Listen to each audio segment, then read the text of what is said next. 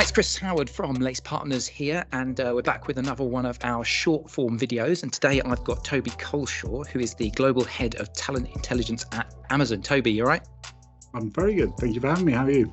Yeah, really, really good. So just for a couple of minutes, I wanted to do this quick video because I'm quite fascinated. As part of our employee experience campaign, we're talking quite a lot around people data, how HR gets better at leveraging people data to evidence its decision makings. But I wanted to touch on this kind of storytelling element and the importance of it. So can I get your views just on how good you think HR is in general at being able to take data and tell a story from it, and any kind of advice or tips you've got for any of our watchers now as to how do you get better at telling stories to evidence your decision making?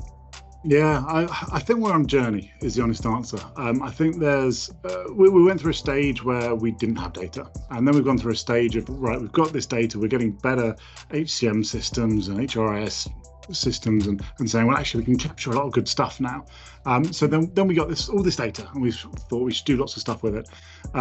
So we got lots of self-service dashboards because we wanted to get data out to everyone and everyone can use it and we can really push it really hard. I think with that, though, the whole sort of change cycle, we probably weren't strong enough on the storytelling and the actual use of the data. So I think we've got a lot of data in lots of people's hands now, but I don't think people really know how to use it. And there's an innate fear, if you're an HRBP or if you're a TA lead or whoever within HR, unless you're in a very data-driven role, it's not something that's coming natural given the backgrounds of a lot of people in HR. So they're much more comfortable going and looking at a problem statement, talking to a business leader about what they're trying to achieve and looking at it overall, but they don't necessarily naturally want to bring that data along. And one of my favorite quotes is from the economist, Edward Deming.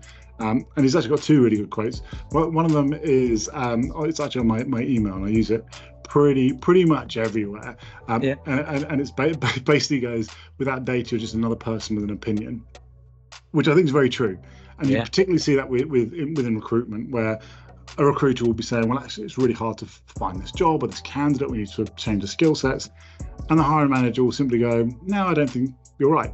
I know loads of candidates that are looking. I know loads of people with this skill set. And your opinion is no more valid. If you don't have any data, your opinion is no more valid.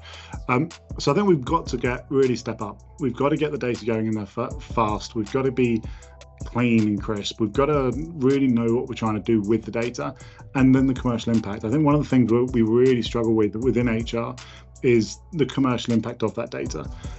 We quite often hear a big trend at the moment is talking about empty seat time. And if you get people in faster, that's a good thing. You'd think on paper initially it would be. If you're getting a really good demand signal, you understand the strategic workforce planning for the skills you're needing and the jobs you're needing, you've got a good demand signal from the business, you're hiring someone really fast that ticks all the boxes and they're in. And on paper, that should be great. Then if you talk to a finance lead, they might be quite happy having that empty seat time because it means that they're not paying for somebody to be sitting there. And as long as it doesn't have adverse impacts downstream and trigger off a higher attrition rate or burnout or anything like that, loss of productivity, as long as that isn't being affected negatively, they don't mind empty seat time. That's actually quite a good thing for them as a finance function.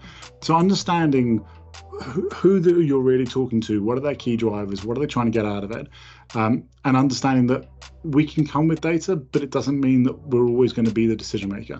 We've had many situations where we've looked at certain business strategies, whether it's location strategy, whether it's org design, whatever it may be, and said, look, this is our recommendation, this is what we should do. And the business has looked at it and gone, that's great, but that's not right for us as a business. And even if it's got all the right, supply and demand data, you said this is where the best talent is, this is what gets us over the line. If it's not right for the business, it's not right for the business. And understanding that is really key.